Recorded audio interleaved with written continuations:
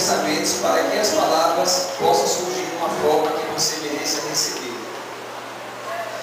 Deus nos criou a sua imagem e semelhança e deu-nos pessoas maravilhosas em nossos caminhos. E eu agradeço a Deus Supremo por ter colocado você em minha vida.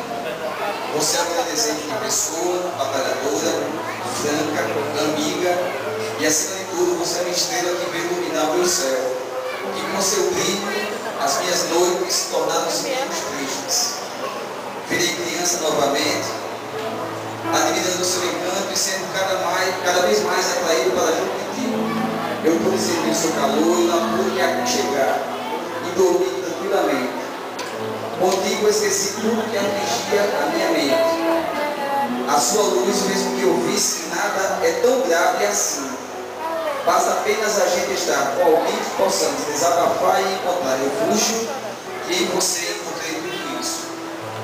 Quero que saiba que você me fez ver que o amor ainda existe e o meu coração, em função disso, está cheio de alegria.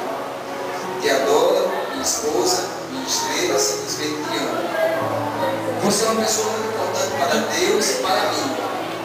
Todos os dias agradeço a Deus maravilhoso que nos deu a vida, por ter você em meus caminhos. E este Deus maravilhoso que diz as seguintes palavras: apenas creia.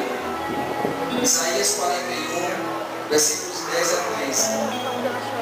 Não temas, porque eu sou contigo. Não te assombres, porque eu sou teu Deus. Eu te fortaleço e te ajudo, e te sustento com a destra da minha justiça. Eis que envergonhados e confundidos serão todos os que se irritam contra ti. Tornar-se-ão em nada, e os que contenderem contigo perecerão. Quanto aos que pelejam contigo, buscá-lo-ás, mas não os acharás. E os que guerreiam contigo, tornar-se-ão em nada e perecerão.